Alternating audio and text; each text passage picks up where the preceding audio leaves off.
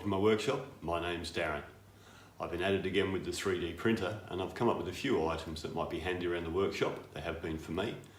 Some of which I've designed, some of which I've downloaded off the internet, all of which will be linked to in the description below. So let's have a look.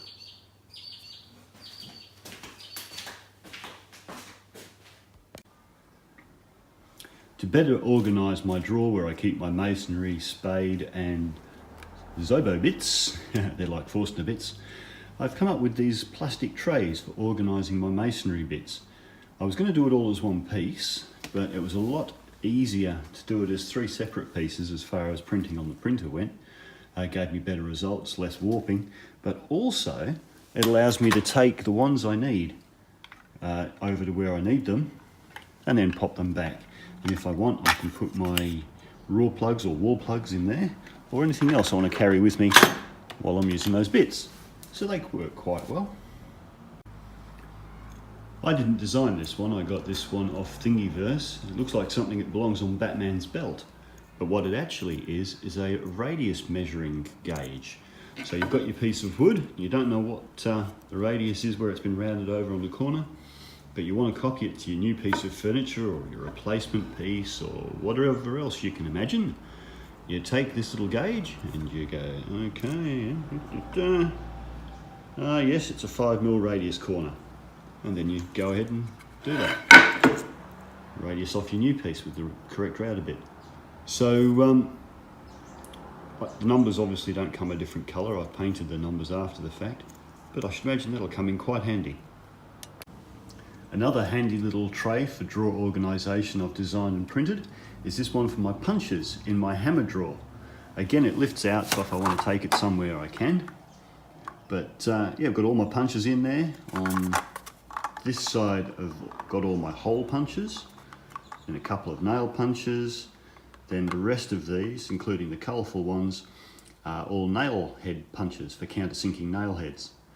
But yeah, I had them in a little plastic like screw box before and they didn't all fit, so it made it very messy here in my hammer drawer. So now they're all organised. I've actually got space to build my tiny mallet. I'm going to build a tiny mallet and stick it just there.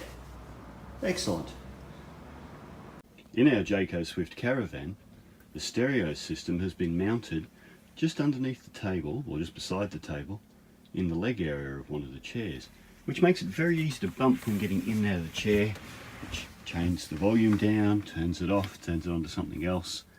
So what I've done is I've printed a little plastic guard, leg guard here, which I've stuck just above it with some double-sided tape. Now we're into day 5 of the camp trip, and I can say it's working well. The stereo hasn't been bumped the whole time. This one's a template following guide for the OF1010 router by Festool. There you go, you can see it there. It actually fits in quite well. It's not as dimensionally accurate as the metal one would be, so you're not going to be using this for doing fine inlay work. As you can see, it's, let's have a look, 19.41, 19.46, so, you know, but it's okay, and you could use it for some basic sort of pattern following work, for something that's not mission critical. I should probably point out that'll be more of a fault of the plastic shrinking rather than the original design. I'm sure the original design had the exact dimensions, and that's probably 20mm. No fault to the designer, just the medium. Might seem to be a bit of a theme emerging here, because this is another tray I've printed for keeping things neat and organised in tool drawers, this time for these little files. So they'll just all fit in there like that. What is different about this one is I've actually printed the walls and the base at only 2mm thick. All the others I did at 3mm for strength, but quite honestly, I think 2mm will be fine. This is plenty strong enough. This is another interesting one, though not one of mine. It's a little corner roundover jig, I suppose, or template. You just stick it on the wood and you can either glue it, screw it, or use double-sided tape or something to hold it in place. And then you can guide it around the router table. Well, put it on a router table and use this to guide a bearing bit. All right, let's give it a try.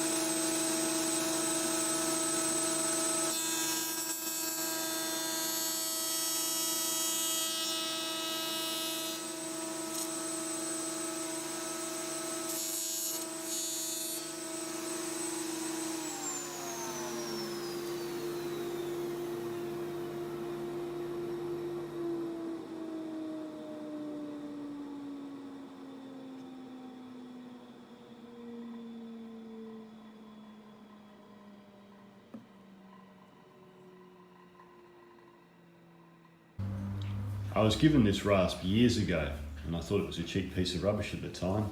It came on a piece of cardboard with just plastic shrunk over the top of it and no handle, as you see it now.